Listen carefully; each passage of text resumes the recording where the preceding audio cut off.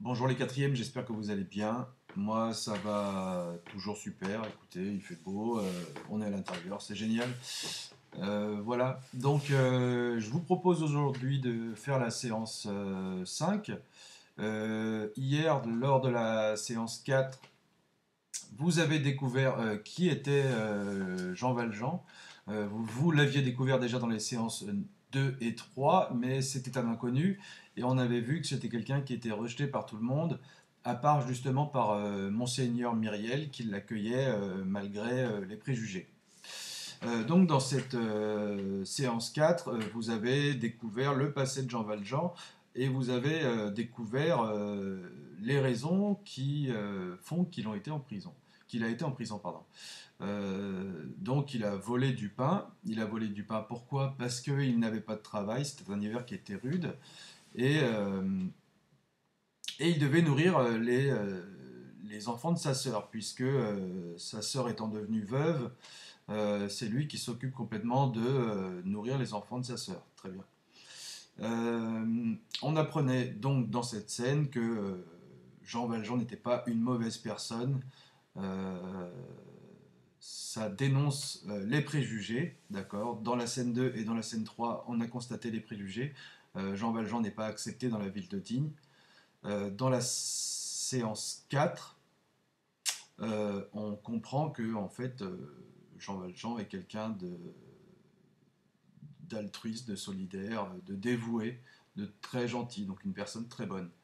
Euh, Ce vol de pain lui a valu une condamnation à 5 ans de prison d'abord, et après de multiples tentatives d'évasion, sa peine a été alourdie jusqu'à atteindre 19 ans. Voilà, donc quand nous découvrons au début, en fait, Jean Valjean dans la ville de Digne, il sort du bagne, donc il sort de prison, et il vient de purger une peine de 19 ans. À la fin de la séance 4, je vous demandais qu'est-ce que cette expérience de la prison a apporté chez Jean Valjean, ou qu'est-ce que ça a supprimé plutôt chez Jean Valjean, qu'est-ce que ça a changé chez lui. Et bien tout simplement ce que ça a changé, c'était très clair à la fin de l'extrait de la page 19. Euh, on vous disait, il y était entré désespéré, il en sortit sombre. Tout simplement, l'âme de Jean Valjean s'est assombrie et ce n'est plus une personne comme il pouvait être en entrant en prison. Désespéré, puisque je vous laisse imaginer pourquoi il était désespéré en entrant en prison, parce que son but c'était vraiment pas de faire du mal au boulanger. Son but c'est pas de devenir un hors-la-loi, si vous voulez. Son but c'était vraiment de nourrir ses neveux. Voilà, donc aujourd'hui, ce que je vous propose de faire, c'est vraiment de nous concentrer sur le délit en lui-même, le délit du vol en lui-même. Je vous avais parlé d'un procès qu'on devait mettre en scène. Euh, j'ai réfléchi à la chose. Vous allez tous devoir essayer de vous faire l'avocat pour Jean Valjean ou donc contre Jean Valjean. Voilà, à partir d'un texte. Pour le moment, ce que je vous propose de faire, c'est de prendre une feuille. Vous n'avez qu'à prendre la même feuille qu'hier pour la séance numéro 4. Et vous écrivez à la suite un nouveau titre de séance. Donc séance numéro 5. Tadam! Séance 5, Jean Valjean jugé coupable. Objectif, s'initier à l'argumentation. Donc, vous n'avez qu'à mettre pause, le temps d'écrire ça, et je vous retrouve après. Maintenant que vous avez copié ça, je vous explique donc le déroulé de la séance.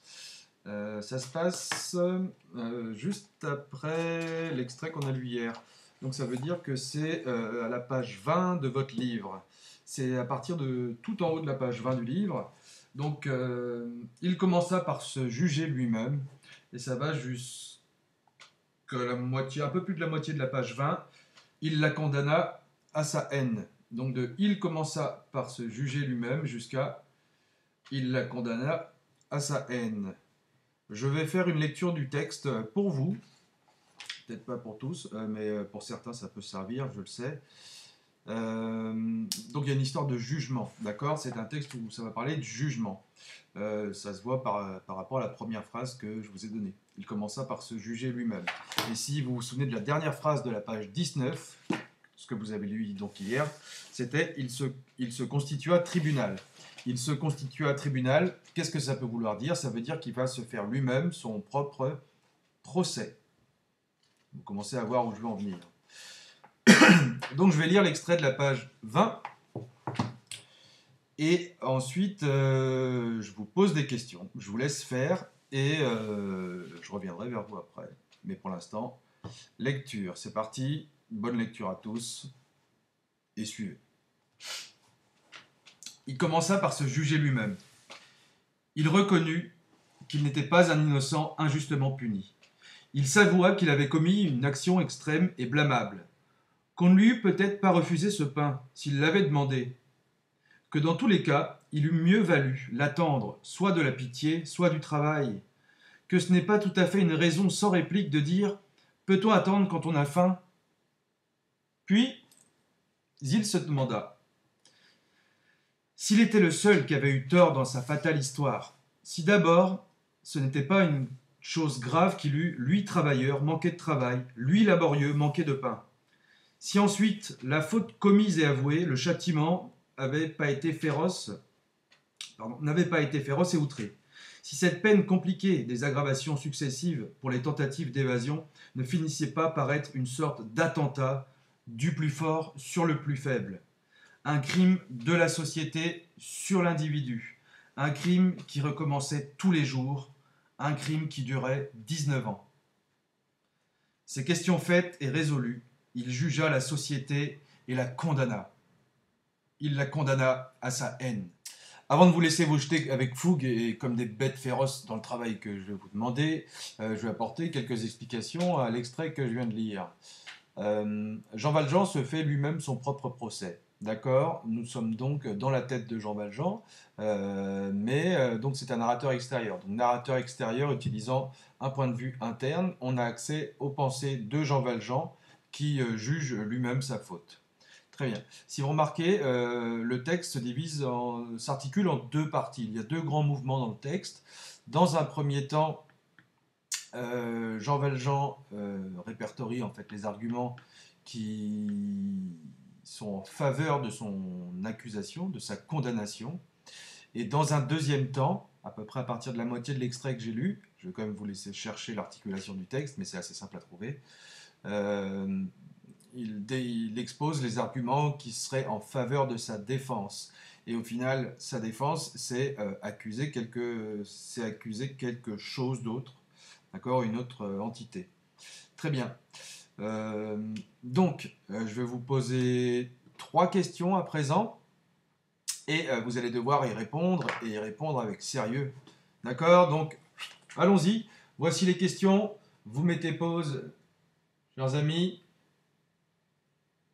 Et ensuite, j'explique.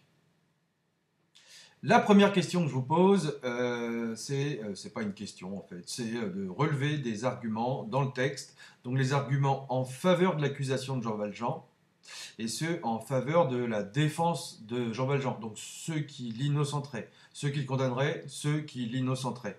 Vous pouvez faire ça sous forme de tableau. Dans la colonne de gauche, vous mettez accusation et dans la colonne de droite, vous mettez défense. C'est OK?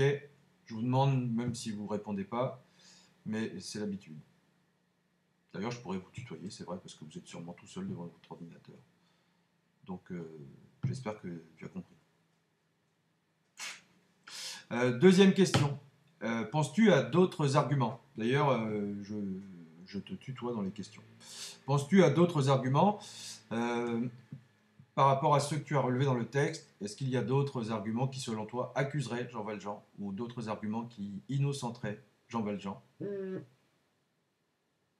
Ça vit. Et enfin, troisième question. Que pense-t-il, lui, de sa condamnation? Donc c'est très clair.